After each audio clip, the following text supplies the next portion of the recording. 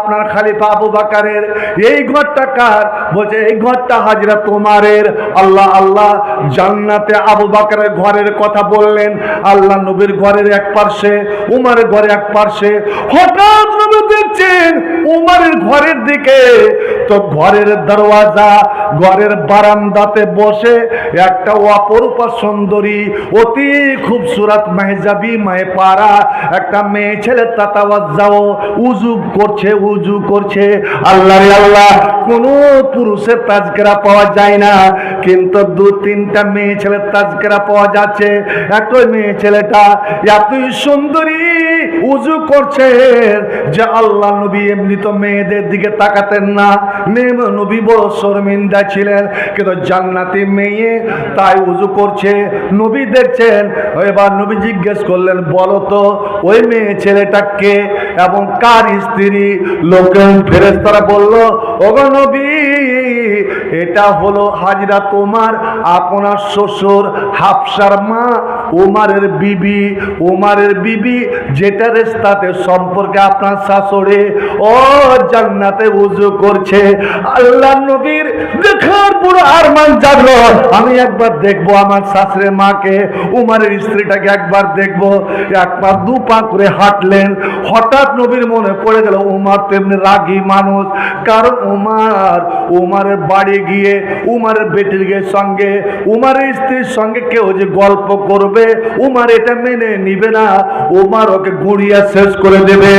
এবার আল্লাহ নবী দুনিয়াতে এসে উমরকে বলছে, উমর রে ফজাকার তো গায়রা তাকা, তোমার রাগ আমার মনে পড়ে গেল, তোমার রাগ মনে পড়ে গেল, বললে তো মুদবেরা, আর আমার দেখা হলো না, আমি শরমে পিছনে সরে গেলাম। হযরত ওমর কাঁদতে লেগেছেন, আর কাঁদতে কাঁদতে বলছেন, ইয়া রাসূলুল্লাহ, আমি দুনিয়ার মানুষকে রাখতে পারি, তবে কি আপনার উপরে আমি রাখবো? এটা কষ্যকালে হবে না। আপনি কেন আমার বিবিটাকে দেখে এলেন না? উসমানের কথা বললেন।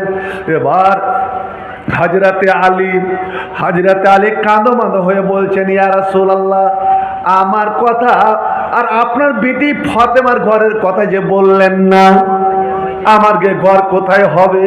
নবী বলছেন, শুনো রে, আমি আমার ঘরে জানালার পাশে, খিড়কির পাশে বসে আমি যখন ডাইন দিকে তাকাবো, ডান দিকে তাকাবো, আমি দেখতে পাবো যে আমার বেটি ফাতেমা আর আমার আলী মুখোমুখি বসে, জানলার ধারে বসে ওরা দুইজন গল্প করবে। এবার তুমি হিসাব করে নাও, আলী তুমি হিসাব করে নাও, আমি আমার জানলা খুলে যেমনই ডান দিকে তাকাবো, তখন আমি প্রথম দেখবো আমার বেটি ফাতেমাকে এবং আলীকে। কত কয়ে নাম, আমার তো নিজেই চলে এসছি।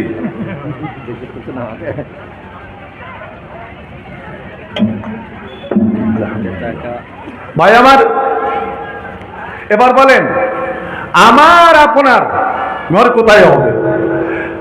তারপরে সব থেকে উঁচু জায়গায় জান্নাতের এবং মধ্যখানে এমন একটা ঘর নবী দেখতে পেলেন, যে ওইরকম ঘর, ওইরকম রুম সারাটা জান্নাতে নাই। ওর ভিতরে ঢুকে যদি যায় শান্তি। ওখানে ঘরে ঢুকে সারা জান্নাত, ডানে তাকান সামান দেখবেন, বামে তাকান সামান দেখবেন, আপনি পিছনে তাকান সামান, সামনে তাকান সামান, চারোদিকে বরাবর। হযরত আল্লাহ নবী জিজ্ঞেস করলেন, লেমান হাজা, এই ঘরটা কার? জিবরিল বললেন, এটাও ঘর একটা মেয়ে ছেলের। কার সেটা আমি বলবো না। তো আমি বলছিলাম, ভাই আমার, প্রথমে আপনাদের মনে আছে যে এই লোকটা যে দোয়া করেছে এর জন্য জান্নাত ওয়াজিব। কইছে কেন হুজুর, কি ওয়াজিব? বলছে জান্নাত ওয়াজিব। এই দোয়াটা সকালে যে 3 বার, মাগরিবে 3 বার যে পড়বে ইয়াকিন করে, তো নবী আমার বলছেন, ইয়াদহু আলা ইয়াদি, কিয়ামতের দিন তার হাত হবে আমার হাতের উপরে। তার হাত ধরে দুই বন্ধু যেমন হাঁটে, আমি ওইভাবে তাকে জান্নাতে নিয়ে যাব। বলেন ভাই, আপনারা বলেন, আপনারা কি চান না? আপনারা কি চান না যে নবী আমাকে যেন জান্নাতে নিয়ে যায়, আমি নবীর সঙ্গে জান্নাতে যেতে পারি, আমি জান্নাতে নবীর পড়শি হতে পারি? সাহাবারা কেঁদে কেঁদে বলতেন, হুজুর কি করতে গেলে আমরা আপনার সুপারিশ পাবো, আপনার নৈকট্য পাবো, আপনার সঙ্গে থাকতে পারবো? একজন সাহাবী বলছেন, হুজুর একটা আমল বলে দেন, একটা নেকির কাজ বলে দেন, যেটা করতে গেলে আমি আপনার সঙ্গে জান্নাতে থাকতে পারবো, যেতে পারবো। নবী আমার বললেন, তুমি যদি আমার সঙ্গে জান্নাতে থাকতে চাও, জান্নাত যেতে চাও, তবে বেশি বেশি করে এবং ফরজ নামাজের পরে এই দোয়াটা পড়িও। এই দোয়াটা কোনো সময় তুমি ছাড়িও না। এই দোয়াটা আপনার অবশ্যই বলবো। কোন দোয়াটা 3 বার বলতে গেলে জান্নাত ওয়াজিব, কোন দোয়াটা 3 বার বলতে গেলে নবী নিজে বলছেন হাত ধরে আমি জান্নাতে নিয়ে যাব। ওরে কোন দোয়াটা বেশি বেশি বেশি বেশি করে পড়তে গেলে এবং ফরজ নামাজের পরে 5 ওয়াক্ত নামাজের পরে কমপক্ষে একবার পড়বেন। নবী বলেছেন ও আমার সঙ্গে আমার পড়শি হয়ে জান্নাতে থাকবে। বন্ধুরা আমার, আমার মায়েরা বোনেরা, আমি একটা দোয়া বলে যাব, অবশ্যই বলে যাব। যখনই পারেন নামাজের পরে পড়েন। আপনি দোকানে বসে আছেন, কাজ করছেন, মাঠে আছেন, ঘাটে আছেন, ব্যবসা বাণিজ্যে যাচ্ছেন, দোকানে আছেন, যেখানে থাকুন না কেন, মন যখন চাইবে দোয়াটা পড়বেন। মাত্র 3টা কথা, মাত্র 3টা কথা।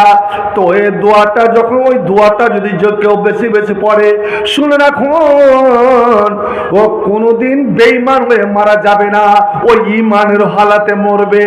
এবং ওর শরীরে যতগুলো নিয়ামত আছে, এই যে চোখ নিয়ামত, কান নিয়ামত, মুখ নিয়ামত আল্লাহর, এইগুলো কোনোদিন বৈরা হবে না, কোনোদিন কানা হবে না, কোনোদিন গোঙা হবে না।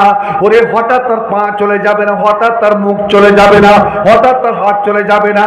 আসলে এটা তো দুনিয়ার ব্যাপার। আর কিয়ামতের দিন আপনি আল্লাহ নবীর সঙ্গে জান্নাতে আপনি যাবেন। এই কয়েকটা কথা মনে রাখেন। আমি অবশ্যই মাত্র এই দোয়াগুলো যদি একবার করে বলি, একবার করে বলি, আপনাদের মুখস্থ হয়ে যাবে। এই দামি মূল্যবান, এই দামি তোফাটা, উপহারটা আপনাকে এখান থেকে নিয়ে যেতে হবে। তবে হ্যাঁ, ওরে কথা বললেই হবে না। নবীর সঙ্গে জান্নাত যেতে গেলে জান্নাতের টিকিট লাগবে, এবং টিকিটের দাম আমি সামান্য এখানে একটা করব, দেখি তো কয়জন সেটা দিতে পারে। মুসলিম খ্রিস্টান হলে কফিনে, মুসলিম হলে কাফনে, হিন্দু হলে চিতায় পুড়ে ছাই। মানব গৌরব করার নাহি রে কিছু নাই। অমানব 2 দিনেরই দুনিয়াতে গৌরব করার নাহি রে কিছু নাই। যত সাজাও বাড়ি গাড়ি, ইয়ার কন্ডিশন, যেতে 3.5 মাটির বিছনা হইবে রে আসন, ও তোর হইবে রে আসন। সকাল যদি হইতে পারে সন্ধ্যা আসবে ভাই, গৌরব করার নাহি রে কিছু নাই। অমানব 2 দিনেরই দুনিয়াতে গৌরব করার নাহি রে কিছু নাই। খ্রিস্টান হইলে কফিনে, মুসলিম হইলে কাফনে, হিন্দু হলে চিতায় পুড়ে ছাই। গৌরব করার নাহি রে কিছু নাই। অমানব 2 দিনেরই দুনিয়াতে গৌরব করার নাহি রে কিছু নাই। সময় তো আর নাই রে বেশি, দমের খেলা শেষ, যেতে হবে ওই ঠিকানায় যেথায় তোমার দেশ, অমন যেথায় আপন দেশ। সময় তো আর নাই রে বেশি, দমের খেলা শেষ, যেতে হবে ওই ঠিকানায় যেথায় আপন দেশ, অমন যেথায় তোমার দেশ। মানব তোমার থাকতে সময়, মানব তোমার থাকতে সময় হিসাব করো তাই। গৌরব করার নাহিরে কিছু নাই। অমানব 2 দিনেরই দুনিয়াতে গৌরব করার নাহিরে কিছু নাই। আমি একটা নবীর হাত ধরে জান্নাত যে যাবে, যে দোয়াটা, তার মূল্য আমি একজনের কাছে, প্রথম একজন ভাগ্যবান, কার নসিবে মায়ের পেটেই আল্লাহর ভালোবাসা বলে লিখে দেওয়া হয়েছে, এইরকম একজন জান্নাতি দেখতে চাই। বেশি নয়, নগদ হোক বাকিতে হোক, নগদে হোক বাকিতে হোক, টাকার বদলে অন্য কোন জিনিস হোক, 10,000। আল্লাহ নবী বলছেন আলা আন্না সালাত আল্লাহ গালিয়া। দুনিয়ার জমি যেখানে দাম ছিল 2,500 টাকা বিঘা, আজ কত লক্ষ গেছে। রোড সাইডের জমি গেলে দেখেন, আপনার টাকার সঙ্গে যেন ওজন হচ্ছে। জান্নাত নবী বলছেন এক বালিশ আধ হাত জায়গা, খায়রুম মিনাদ দুনিয়া।